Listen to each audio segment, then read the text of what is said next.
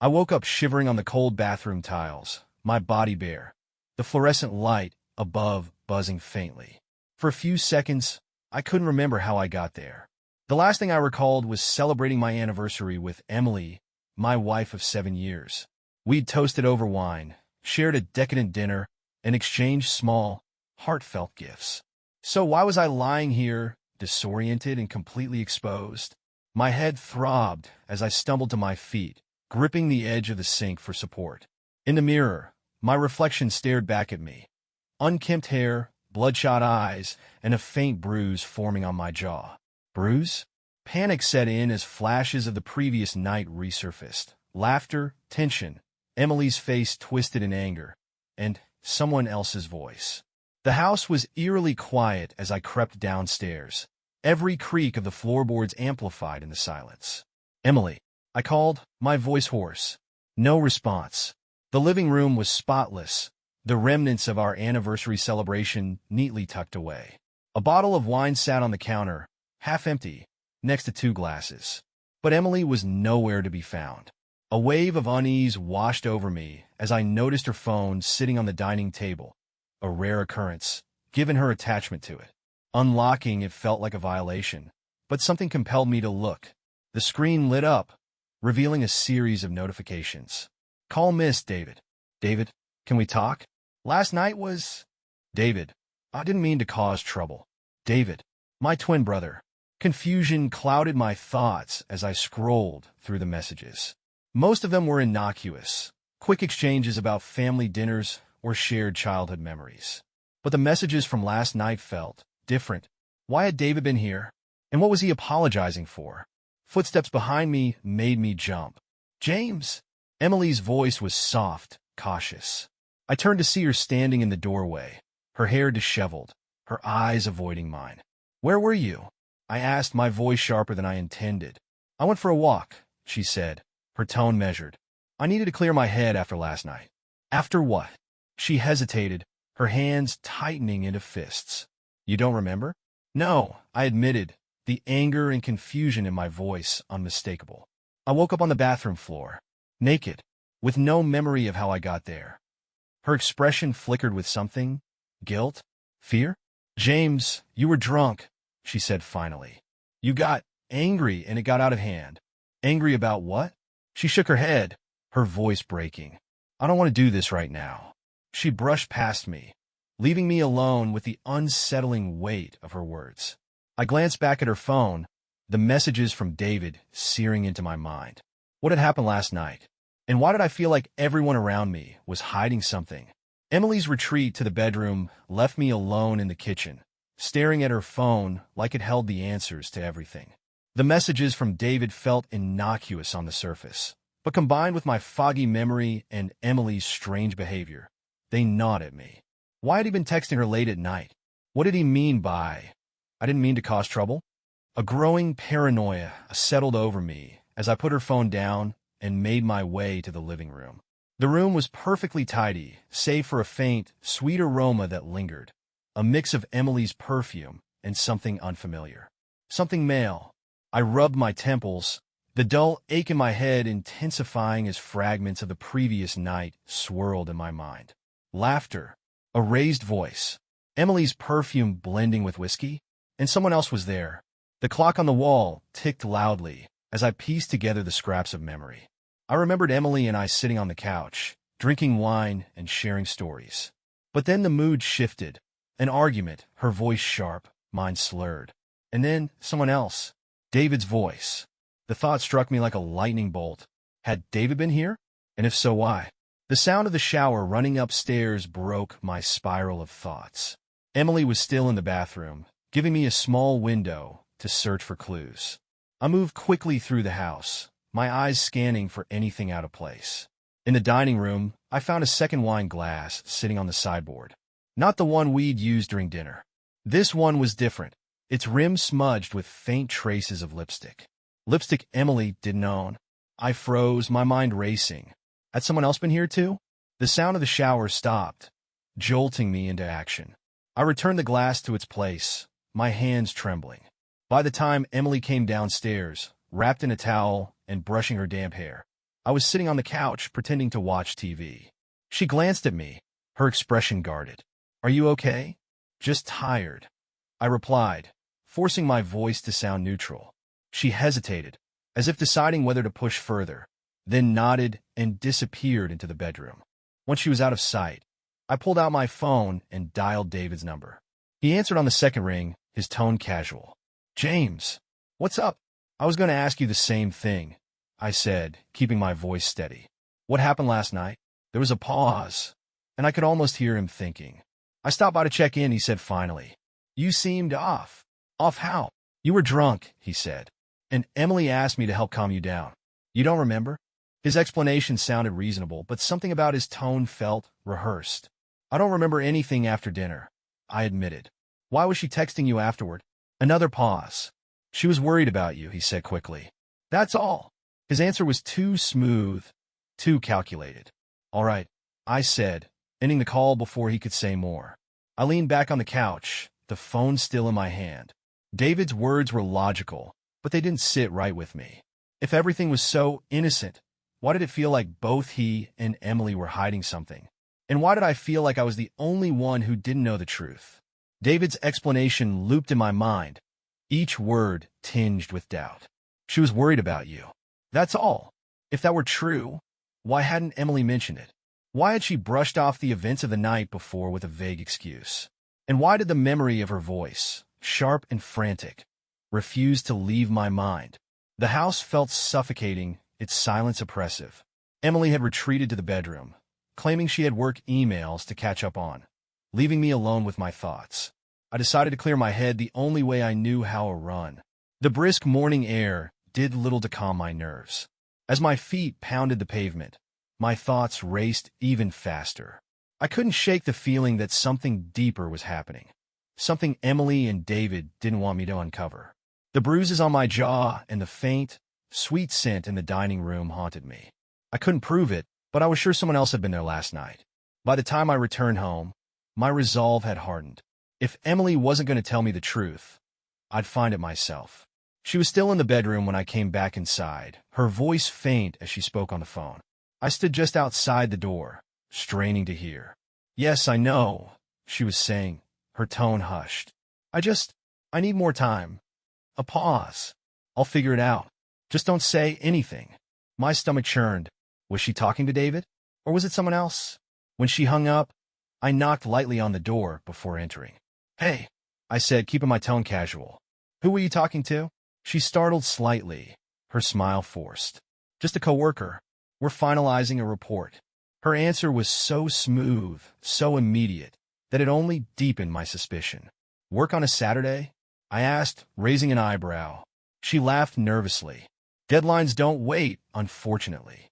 Her lie was obvious, but I didn't push. Not yet. Over the next few days, Emily's behavior grew increasingly erratic. She'd leave the house for hours at a time, offering vague excuses about errands or yoga classes. Her phone, once a permanent fixture in her hand, was now guarded more fiercely than ever. And every time I tried to bring up that night, she'd deflect or change the subject. My paranoia deepened, each small inconsistency fueling the growing storm in my mind. It wasn't just David anymore. I began to suspect everyone.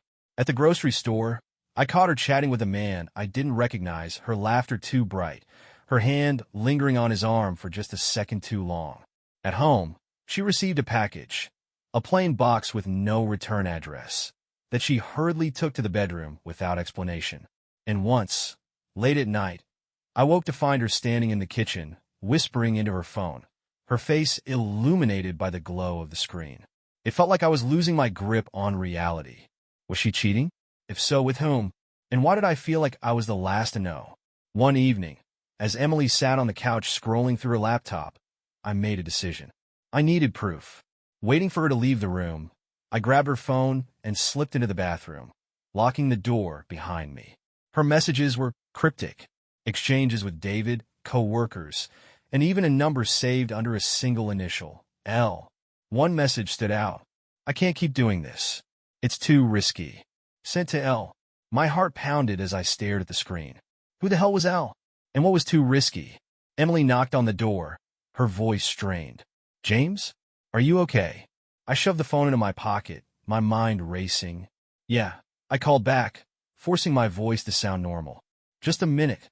When I returned the phone to its spot, unnoticed, Emily was watching me closely. "Everything all right?" she asked, her tone light, but her eyes wary. "Fine," I said, my smile tight. But inside, the storm was building. I didn't have all the answers yet, but I was getting closer.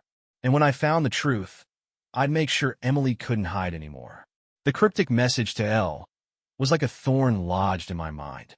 "I can't keep doing this. It's too risky." Who was Elle? David had already planted the seeds of suspicion, but now the shadow of someone else loomed over everything.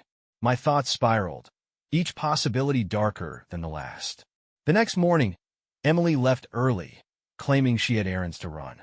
As soon as the door closed, I grabbed my laptop and began digging. First, I tried her social media accounts. Most of her recent posts were innocuous. Pictures of our anniversary dinner, casual updates about her day, but the comments told a different story. A coworker named Laura had commented on almost every post with inside jokes and cryptic emojis. It didn't feel like enough to justify suspicion, but it stuck with me. Next, I searched through her shared computer files. Emily wasn't particularly tech-savvy, and I knew she often left documents and notes saved in random places. After nearly an hour, I found something buried in a folder labeled Budget 2022, a document titled Options. Opening it, I was hit with a series of bullet points, each one more baffling than the last. Talk to Elle about timing. Coordinate with David Re, logistics. Plan exit strategy, revisit moving timeline. My blood ran cold. Moving timeline? Exit strategy? The vague language was infuriating, leaving me grasping for answers.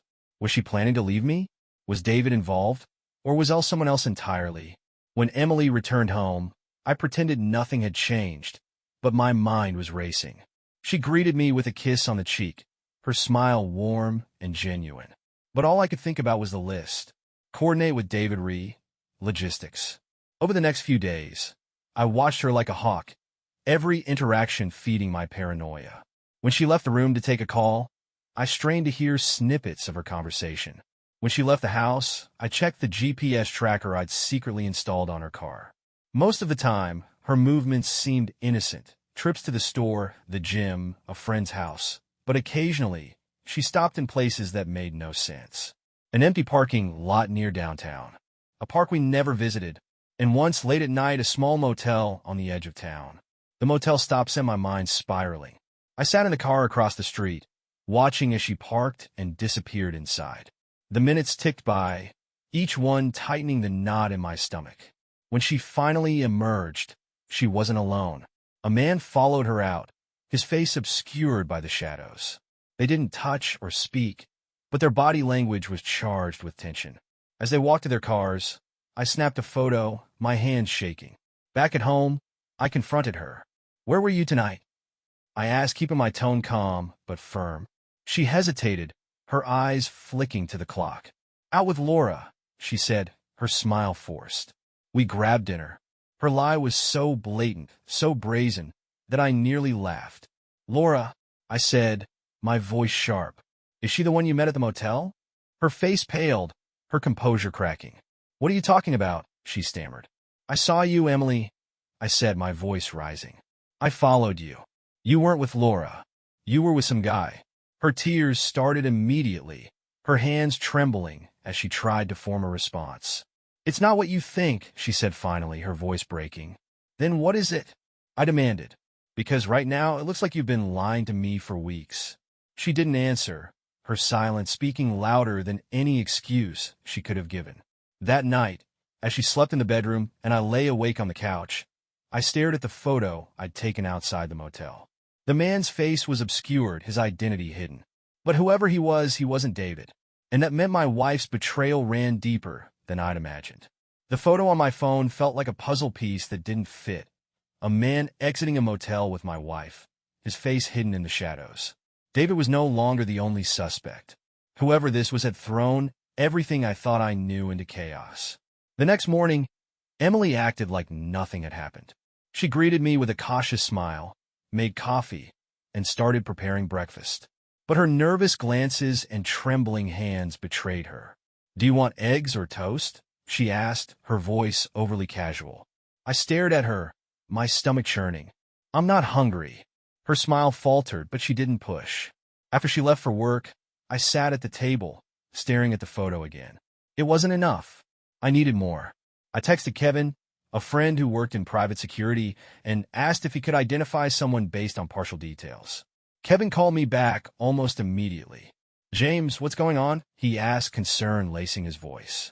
"I need your help," I said, my voice steady despite the storm inside me. "There's someone I need to identify." That evening, Kevin came by. I showed him the photo, explaining everything I'd discovered so far. The cryptic messages, the list on the computer, the motel. Kevin frowned as he studied the image. "It's hard to make out any details," he said, zooming in on the man's figure. "But I might be able to enhance it enough to get a better look." "Do it," I said, my voice firm. As Kevin worked, I paced the room, my mind racing. Each step of this unraveling felt like falling deeper into a bottomless pit. Had Emily been lying to me for our entire marriage? Was David involved? Or was this all someone else's doing? And who the hell was this man? Kevin's voice broke through my thoughts. "I've got something," he said, his tone cautious. I rushed to his side, my eyes scanning the enhanced image on his laptop. It wasn't much, just a blurry profile and a faint outline of the man's car. But it was something. Kevin tapped the screen. "See the bumper sticker on his car? That's a university logo. Looks like he's connected to the college in some way." My stomach tightened. Emily and I had met in college, and she still occasionally visited campus for alumni events. Was this someone from her past? An old classmate? A former professor? The possibilities were endless, and each one made my head spin. That night, I confronted Emily again. "Who was the man at the motel?" I asked, my voice sharp.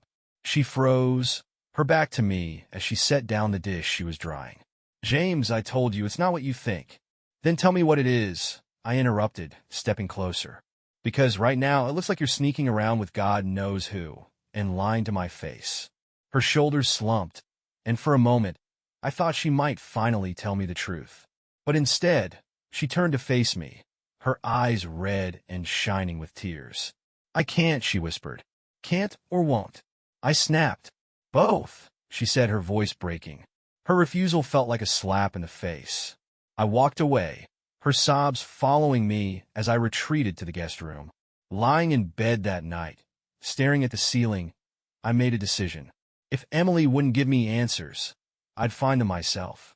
Emily's tears and her refusal to explain only solidified my resolve. She wasn't going to talk. Fine. I didn't need her to tell me the truth. I'd uncover it myself. The next morning, I called Kevin again. "Can you run a trace on that car?" I asked.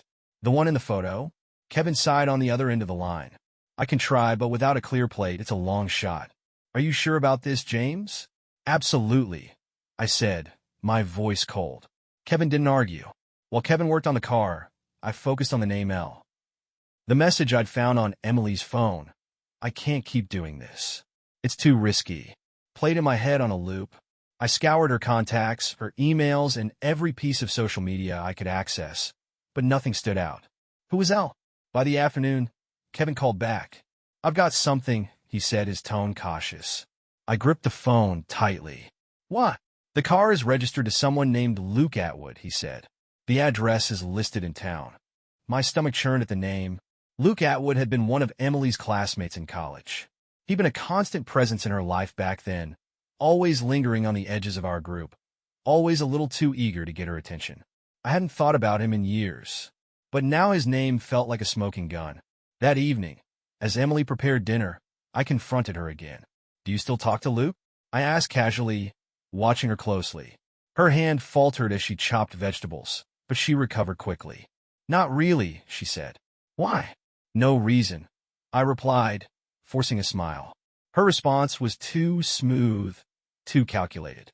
The next day, I drove to Luke's address, parking a few houses down and watching from a distance. His house was unremarkable, a modest brick home with a neatly kept yard. I waited for hours, my pulse pounding as I imagined the confrontation that might unfold. When the front door finally opened, my breath caught. It wasn't Luke who stepped outside. It was Emily. She glanced around nervously before getting into her car and driving away. I followed at a distance, my hands gripping the wheel tightly. She drove to a park on the other side of town, parking under the shade of a large tree. A man was waiting for her. It wasn't Luke. It was David. My chest tightened as I watched them talk, their conversation animated but unreadable from my vantage point. What the hell was my brother doing here? Had he been involved this whole time? The confrontation I'd been avoiding boiled to the surface. I stepped out of my car and approached them, my footsteps heavy on the gravel path. David saw me first, his face blanching as he muttered something to Emily. She turned, her eyes wide with panic. "James," she stammered, taking a step back. "What the hell is going on?" I demanded, my voice shaking with rage. David raised his hands defensively. "James, calm down. It's not what you think." "Really?" I snapped, my voice rising. "Because it looks like my wife is sneaking around with you, and Luke, and God knows who else."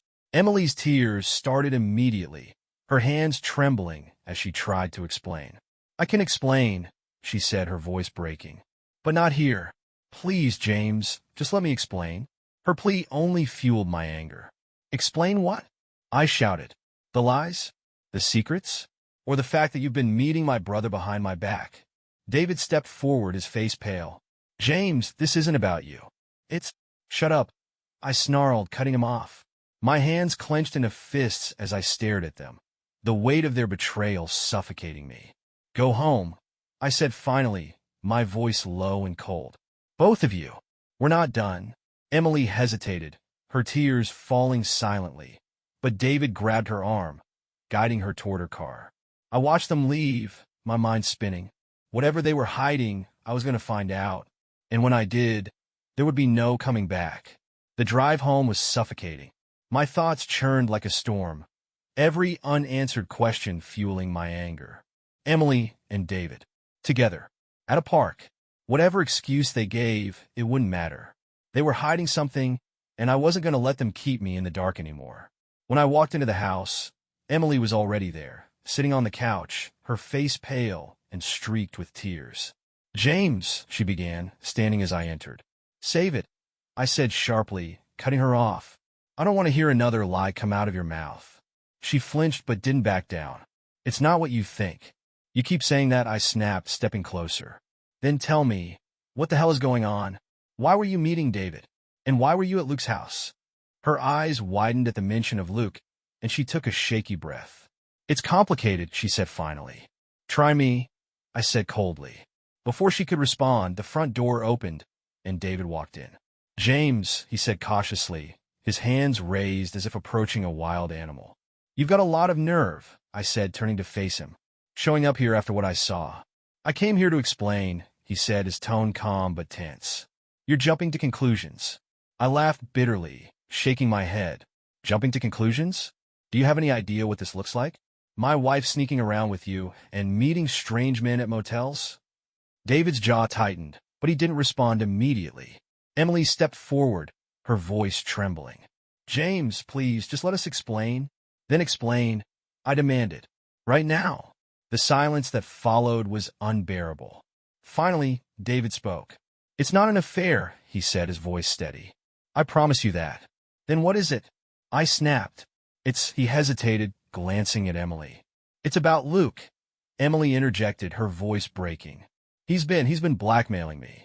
Her words hit me like a freight train. "Blackmailing you?"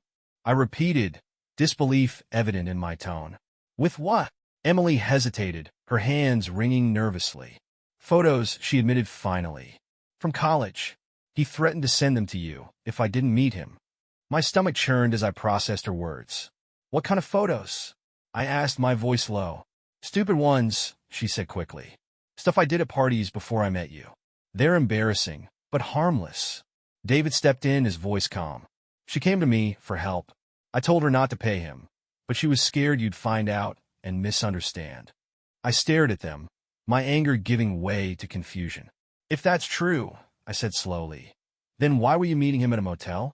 Why all the secrecy?" Emily's tears started again. "Because I didn't want you to know. I was embarrassed. I thought I could handle it myself." The explanation was plausible, but it didn't sit right with me. If this was just about blackmail, why didn't Emily tell me from the start? And why was David so involved? You're still lying, I said finally, my voice hard. There's more to this, isn't there? Emily's sobs grew louder, but David stepped forward, his expression firm. James, I swear to you, there's nothing going on between us, he said. But Luke is dangerous. You don't know him like we do. Then enlighten me, I said coldly. David hesitated, glancing at Emily. We were trying to protect you, he said finally. But maybe it's time you knew the truth.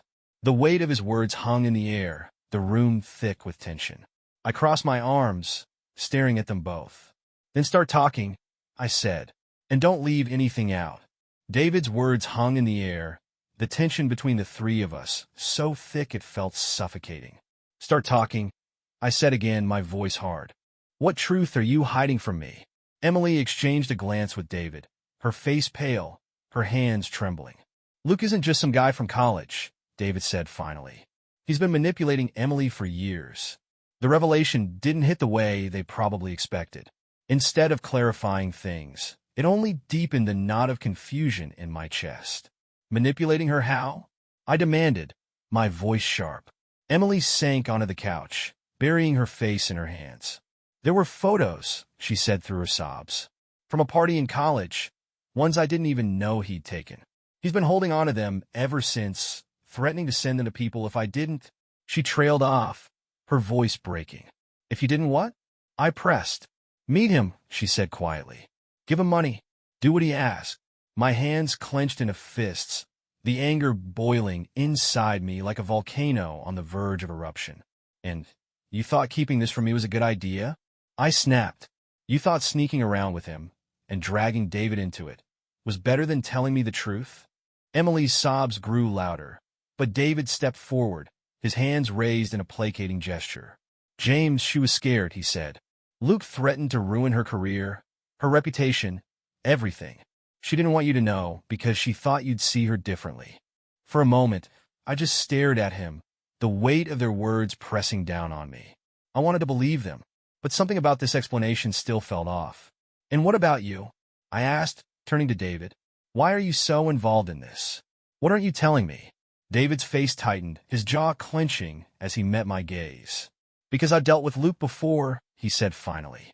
Back in college, he pulled the same crap on me, photos, threats, blackmail. I know how dangerous he can be. His admission caught me off guard, throwing another wrench into the mess of half-truths and secrets. You're telling me Luke blackmailed you too? I said incredulously. With what? David hesitated, glancing at Emily again. Stuff I did in college, he said vaguely. It doesn't matter now. What matters is stopping him before he hurts anyone else. The room fell into silence, the weight of their words sinking in. If what they were saying was true, Luke wasn't just some guy from Emily's past. He was a predator who had been manipulating both of them for years. But something about their story still didn't add up. If this is all about Luke, I said slowly, then why were you meeting at the park? Why all the secrecy? Emily looked up at me, her tear-streaked face twisted in anguish. Because I didn't want you to get involved, she said, her voice trembling. I thought if I could just keep you out of it, you wouldn't have to deal with him. And yet, here I am, I said bitterly. David stepped forward, his expression resolute. James, I know this is hard to believe, he said, but we're telling you the truth. Luke has been pulling the strings this whole time. I studied him carefully, searching for any hint of deception. His words sounded sincere, but the gnawing feeling in my gut wouldn't go away. You've told me a lot, I said finally, but not everything. So here's what's going to happen. I'm going to find Luke, and I'm going to get the truth from him myself. Emily's face drained of color, her voice rising in panic. James, no, you don't know what he's capable of. Neither do you, apparently, I interrupted. David grabbed my arm, his grip firm. James, listen to me. If you go to Luke, you'll just make things worse. Let us handle this. I shook him off, my anger boiling over. You've had your chance, I snapped, and all you've done is lie to me.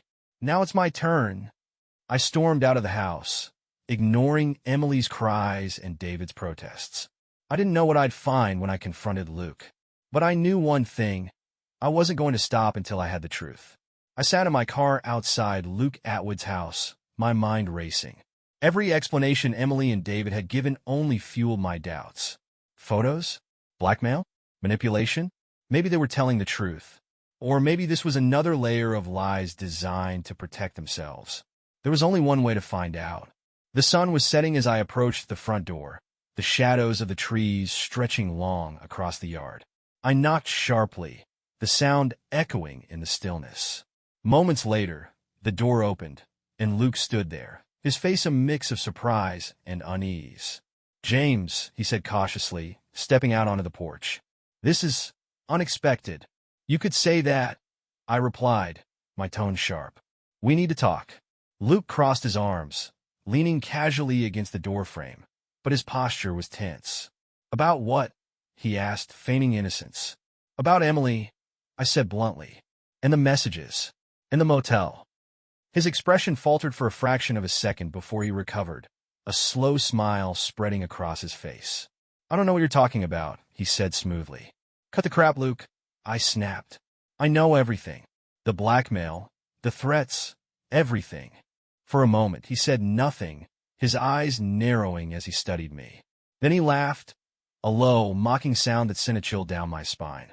"So, she finally told you," he said, his voice dripping with disdain. "Yeah, she did," I replied. "Now I want to hear it from you." Luke's smile faded, and he straightened, his demeanor shifting from casual to confrontational. "What do you want me to say, James?" he asked coldly. "That your wife isn't the perfect little angel you thought she was? That she's been keeping secrets from you for years?"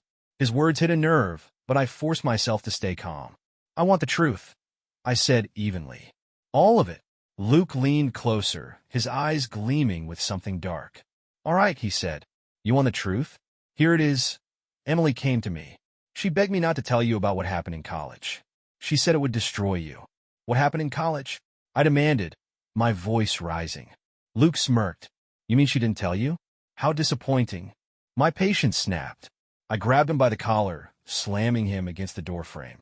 "Tell me," I growled. His smirk didn't falter, but his voice dropped to a whisper. "She wasn't as innocent as you think, James, and neither was David." The mention of David's name sent a wave of confusion crashing over me. "What the hell does David have to do with this?" I demanded, releasing him. Luke adjusted his collar, his smirk widening. "You really don't know, do you?" he said, his tone mocking. "You think this is just about me and Emily? Think again." My head spun as I tried to process his words. "What are you saying?" I asked, my voice barely above a whisper. Luke's eyes gleamed with satisfaction. "I'm saying your brother isn't the saint you think he is," he said. "Ask him about those late-night visits to Emily's dorm. Ask him about the photos he helped me take." The ground seemed to shift beneath me as his words sank in. David, my brother, my ally. Had he been involved all along? Before I could respond, Luke stepped back into the house, slamming the door shut behind him. I stood there in stunned silence, my thoughts a chaotic whirlwind. Luke's accusations were like poison, spreading doubt and confusion through every corner of my mind. I stumbled back to my car, gripping the steering wheel tightly as I tried to steady my breathing. If Luke was telling the truth, then everything I thought I knew was a lie, and the people I trusted most had betrayed me in ways I couldn't begin to comprehend. But there was only one way to know for sure. I had to confront David. The drive to David's house felt like an eternity. Luke's words rang in my ears, a dark melody of betrayal and lies. Ask him about those late-night visits to Emily's dorm. Ask him about the photos he helped me take. My knuckles turned white as I gripped the steering wheel, anger and disbelief fighting for dominance in my mind. David had been my rock, my confidant through thick and thin. Could he really have been part of this all along? When I arrived at his house, I didn't bother knocking. I pushed the door open, storming inside to find David sitting on the couch, a beer in hand and a basketball game playing on the TV. "James," he said, startled. "What are you?" "We need to talk," I said, cutting him off. The anger in my voice must have been clear because he immediately set his beer down and stood. "What's going on?" he asked cautiously. I didn't waste time. "Luke told me everything," I said, my voice cold. "About Emily, about the photos, about you." David's face paled, his expression flickering between confusion and fear. "What are you talking about?" he asked, his voice steady but tight. "Don't lie to me," I snapped, stepping closer. He said you were involved, that you helped him. Is it true? David hesitated, his jaw clenching as he looked away. For a moment, I thought he might deny it. But then he sighed, running a hand through his hair. It's not what you think, he said finally. Then tell me what it is, I demanded, my voice rising. David sat back down, his shoulders slumping as if the weight of the conversation was too much to bear. Back in college, he began, his voice low, Emily and I were close. My stomach dropped. Define close, I said, my tone sharp. He hesitated, avoiding my gaze. We hooked up once, he admitted, before you and Emily got serious. The words hit me like a punch to the gut. You slept with her? I asked, my voice trembling with rage. It was a mistake, he said quickly. We were drunk, and it didn't mean anything. I swear, James, it was before you two were together. I paced the room, my thoughts spinning. That still doesn't explain the photos, I said, stopping to glare at him. Luke said you helped him. David's face tightened, his hands balling into fists. Luke was obsessed with Emily, he said. He followed her everywhere, took pictures of her without her knowing. I found out and confronted him, but instead of stopping, he dragged me into it. Dragged you into it how? I asked, my voice sharp. He blackmailed me, David admitted, his voice breaking. He had photos of me at a party, stuff that could have ruined my future. He said if I didn't help him, he'd send them to my coach, my professors, everyone. So you helped him stalk Emily? I asked, my anger boiling over. No, David said firmly. I never stalked her. All I did was keep quiet. I didn't know how bad it was until it was too late. His explanation didn't absolve him, but it added a layer of complexity to the twisted web I was uncovering. Why didn't you tell me? I asked, my voice quieter now. David looked at me, his eyes filled with guilt. Because I was ashamed, he said, and because I didn't want to ruin things between you and Emily. You were happy, James. I didn't want to take that away from you. His words cut deep, and for a moment, I didn't know what to say. David had betrayed me, but had he done it out of malice or out of fear? And where did that leave Emily in all of this? Does Emily know? I asked finally. David hesitated, then nodded. She found out years ago, he said. That's why she's been so scared of Luke. She didn't want you to know about any of this. I took a deep breath, the weight of the revelations pressing down on me. My wife, my brother, Luke, they'd all been keeping secrets, and I was the last to know. But now that I had the truth, one thing was clear. Luke wasn't going to get away with this. Where's Luke now? I asked, my voice steady despite the anger simmering beneath the surface. David hesitated. James, don't do anything stupid. Just tell me, I said coldly. David sighed. He works at the university.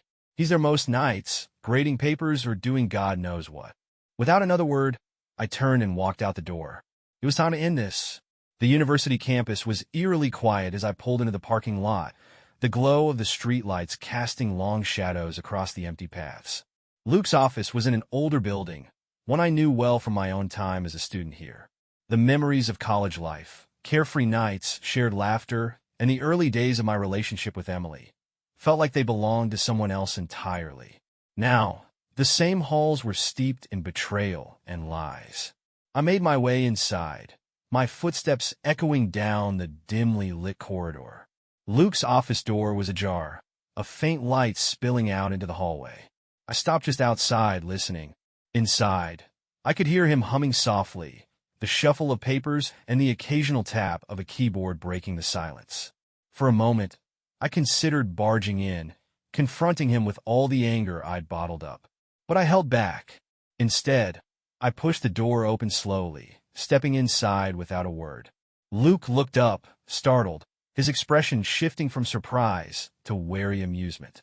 James, he said, leaning back in his chair. Twice in 1 week. I'm flattered. Cut the crap, I said, my voice cold. I know everything. Luke smirked, tilting his head. Do you now? Enlighten me. You've been blackmailing Emily for years, I said, stepping closer. You threatened her with photos, dragged David into it, and turned their lives into a nightmare. And for what? What the hell do you want? Luke chuckled, his eyes gleaming with amusement. What do I want? He repeated. Oh, James, it's not that simple. Then make it simple, I snapped. Why are you doing this? He stood slowly, his posture relaxed, but his eyes sharp. Because I can, he said, his voice low and menacing. Because people like Emily and David make it easy. They're weak, scared, desperate to protect their perfect little lives. My fists clenched at his words, anger bubbling dangerously close to the surface. You're pathetic, I said, my voice trembling with rage. You think tormenting people makes you powerful? You're nothing but a coward.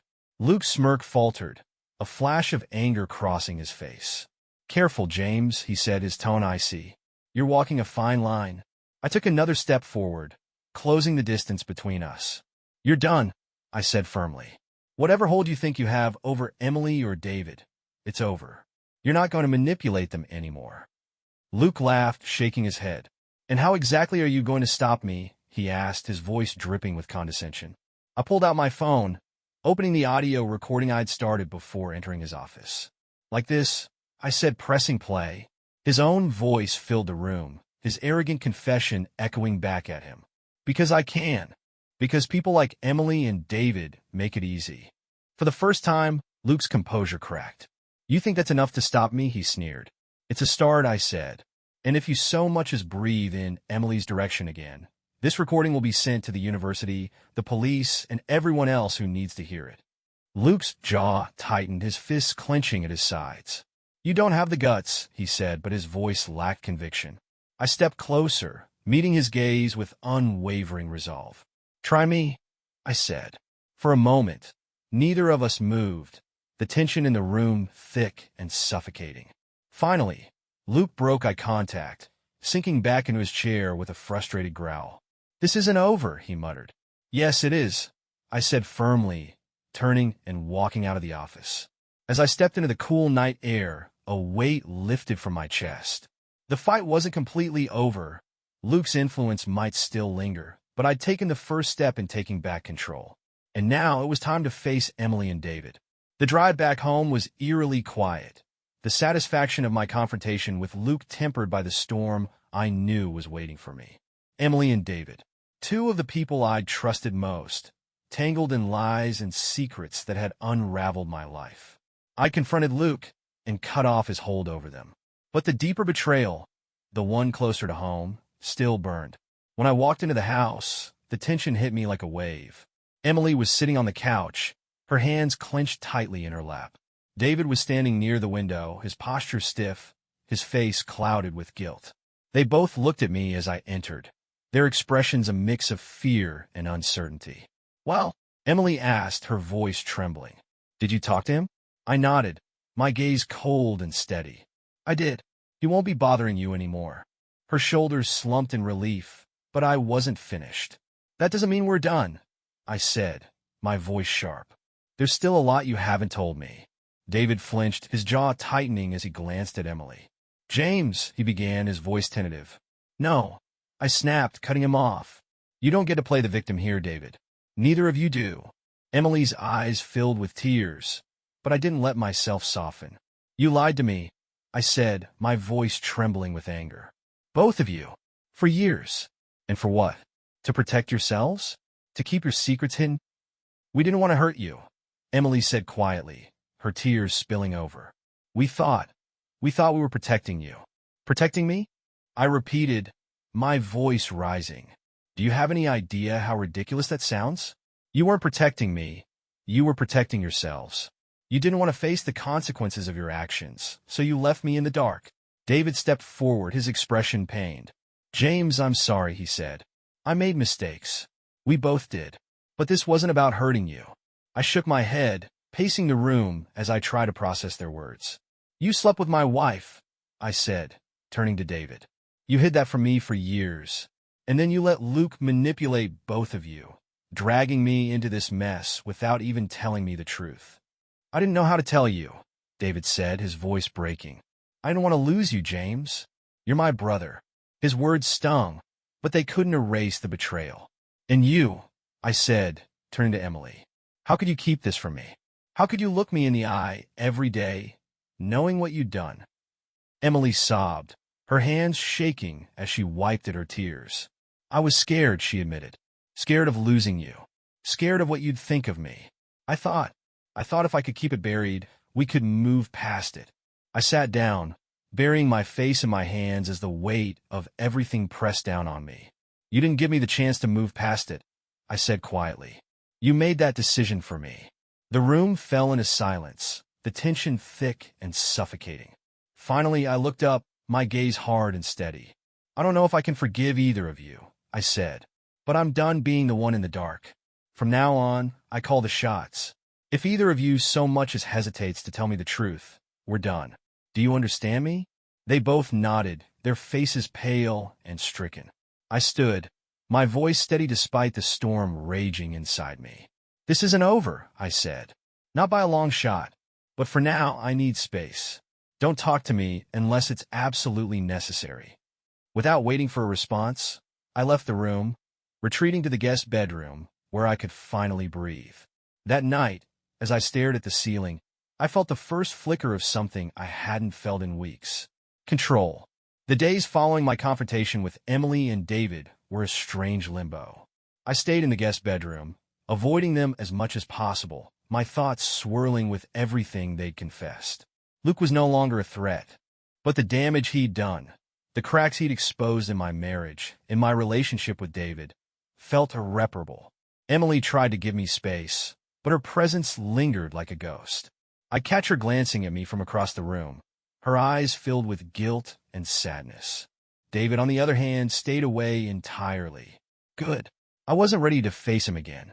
One evening, as I sat in the guest room, scrolling mindlessly through my phone, Emily knocked softly on the door. James? She called, her voice hesitant. What? I replied flatly. Can we talk? I hesitated, my anger simmering just beneath the surface. But part of me knew we couldn't avoid this forever. Fine, I said, opening the door. Emily stepped inside, her hands clasped tightly in front of her. She looked smaller than usual, her shoulders hunched, her face pale. She began, her voice trembling. I wanted to say I'm sorry.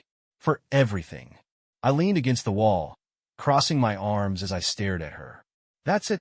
I asked coldly. You're sorry? Her tears started immediately, her hands shaking as she wiped at her face. I don't know what else to say, she admitted. I know I hurt you. I know I destroyed everything we had, but I love you, James, and I want to fix this. I laughed bitterly, shaking my head. Fix this. I repeated. Do you even hear yourself? You've been lying to me for years, Emily. How the hell are we supposed to fix that? She sobbed harder, her words breaking as she tried to respond. I'll do whatever it takes, she said. Therapy, counseling, anything. I'll spend the rest of my life proving to you that I'm worth another chance. Her plea stirred something in me, a flicker of the love we'd once shared. But it was buried beneath layers of anger and betrayal. I don't know if I can forgive you, I said honestly. Or David. You both broke something I'm not sure can ever be fixed. Emily nodded, her tears falling silently. I understand, she whispered, but I'm not giving up. I'll fight for us, James, even if you hate me for it. Her words lingered with me long after she left the room. I wanted to believe her, but trust was fragile, and hers had been shattered. The next day, David showed up at the house. I found him sitting on the porch, his hands clasped tightly as he stared at the ground. What do you want? I asked, my voice cold as I stepped outside. He looked up, his face lined with guilt. To talk, he said simply. I crossed my arms, leaning against the railing as I stared at him. Then talk, I said. David took a deep breath, his hands shaking slightly. I messed up, he said. I betrayed you, James, and I'll never forgive myself for it. But you're my brother, and I want to make things right. His words stung, but I didn't let it show. How? I asked. How do you think you can make this right? I don't know, he admitted, but I'm not going to stop trying. I'll do whatever it takes to earn back your trust. I studied him carefully, searching for any hint of deception. But his guilt was genuine, his remorse etched into every line of his face. I need time, I said finally. Don't call me. Don't show up here unless I ask you to. Do you understand? David nodded, his eyes filled with pain. Take all the time you need, he said. I'll be here when you're ready. As I watched him walk away, I felt a strange mix of relief and sadness. The bond we'd shared as brothers had been irreparably damaged. But maybe, just maybe, it wasn't completely broken. The days stretched into weeks, and the house felt emptier than ever. Emily stayed, but her presence was muted, almost ghost-like. She avoided pressing me for conversations, quietly going about her routines. I found myself in the guest bedroom more often than not, trying to make sense of the tangled mess that had become my life. David hadn't contacted me since our last conversation. The silence was both a relief and a weight. One evening, as I sat staring at a half-finished glass of whiskey, I decided to act. I couldn't keep living in limbo, cycling through the same questions without answers. Emily wanted to fix things. David claimed he wanted to rebuild trust.